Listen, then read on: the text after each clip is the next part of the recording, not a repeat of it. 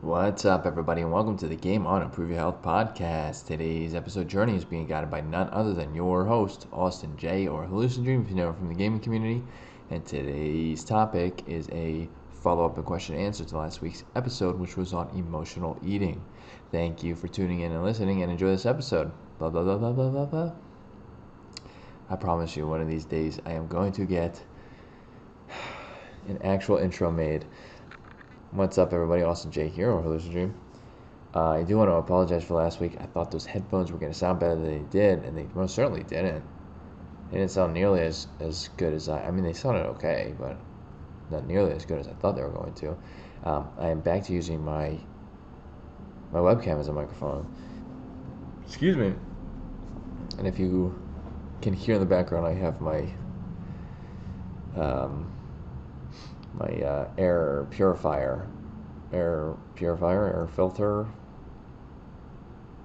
It's not a humidifier, but it has a fan and a filter and all that stuff.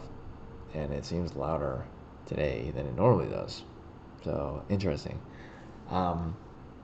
Yes, today's a follow-up and question and answer to last week's episode, which was on emotional eating. We're basically just going to brief over that.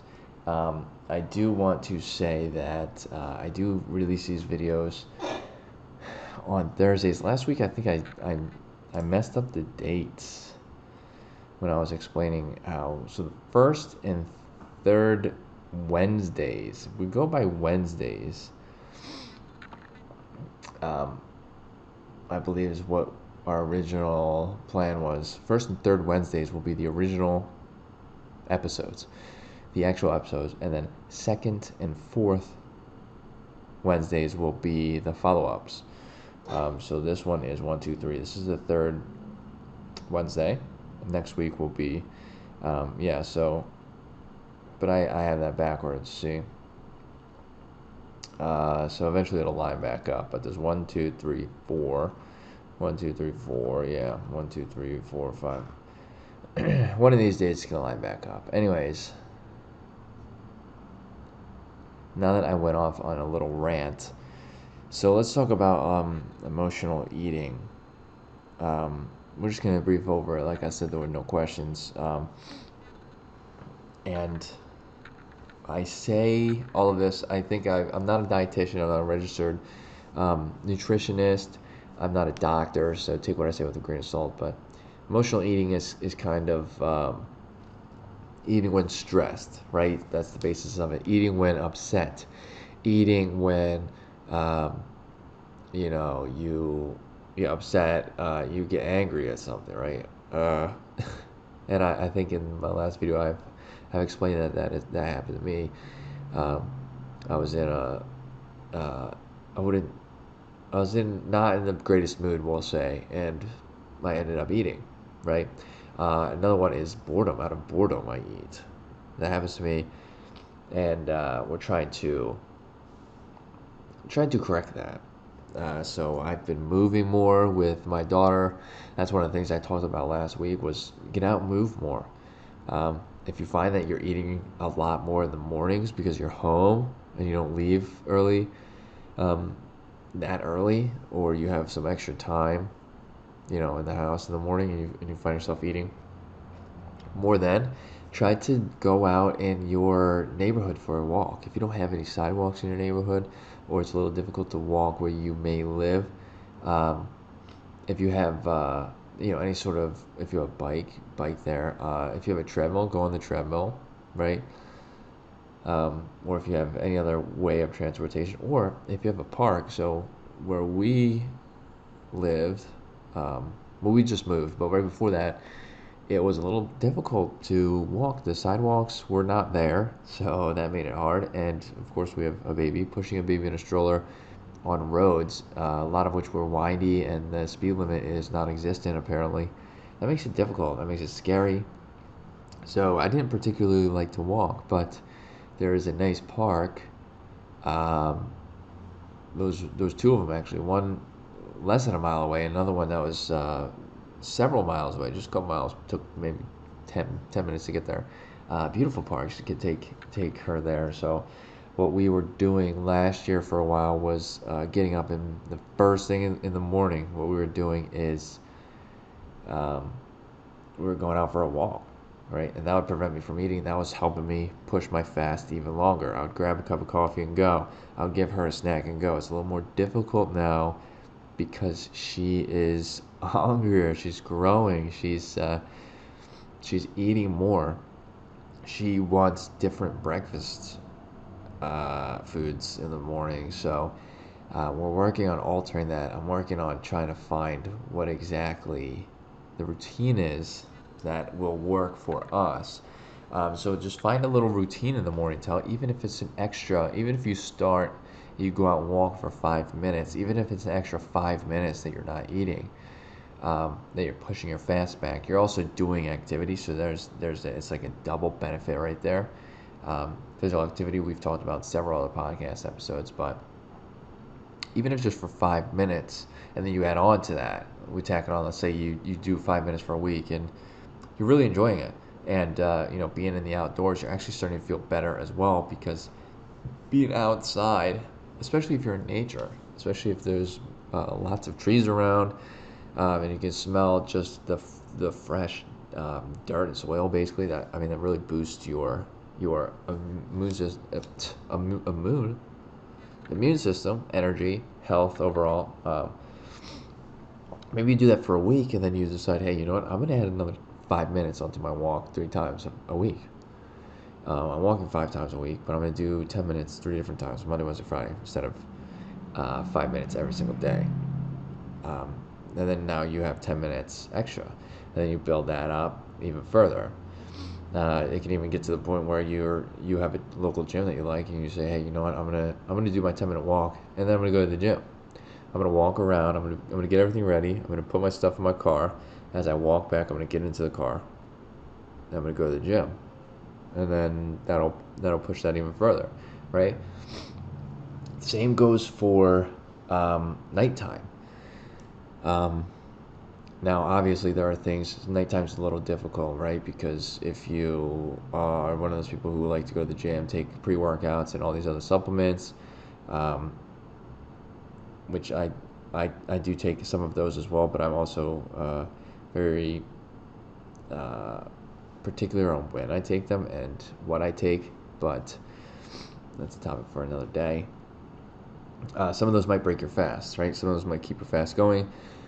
Pre-workout at night most certainly will probably keep you up. So you have to watch what you do at night. But I do like to go to the gym at night sometimes, just as a nighttime wind it down session. And sometimes it does build endorphins up and really give you like a boost of energy. So make sure if you're doing that route, try to make sure you're doing that. Little. Now that's me specific, so everybody's individual, but try to make sure you're doing that with enough time that you're able to fall back asleep, or actually fall asleep in general, right? So there's just little tricks that you will have to find out for yourself and what fits your schedule, and if you have kids, your kids' schedule, especially if they're younger, and of course your significant other, if you have a significant other, or if you're living with family members, you just have to see what works for you and your schedule and their schedule with them. And generally, it's going to be trial and error for a little bit, but it probably won't take very long to figure that out.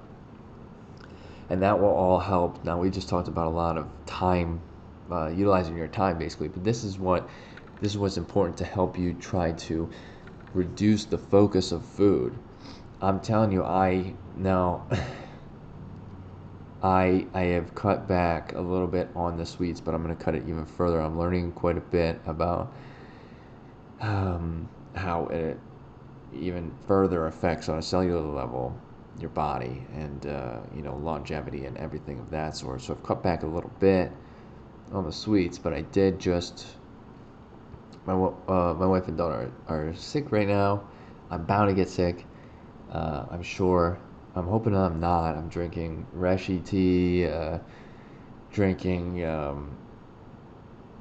this other kind of tea, and I'm hoping that I can fight the combat, combat and fight the sickness. But I went to the store to get some medicine and some other stuff, some soup, and I ended up getting some pumpkin pie slices because it's almost Halloween.